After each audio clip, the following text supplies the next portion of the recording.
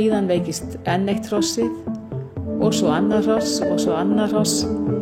Þá fór ég að hugsa, er eitthvað utanakomandi sem hefur valdið þessu? Það var þarna slys. Það sprakk ker sem var verið að bræða í ál og það slapp í stórkostlegum stíl flúor út í loftið. Margfalt meira flúor hefur mælst í beinum hesta nálægt stóriðinu á Grundartanga. Það komið svo að á nokkrum bæjum kringum verksmiðjuna á þessu svæði flúor komið upp fyrir hættumörk.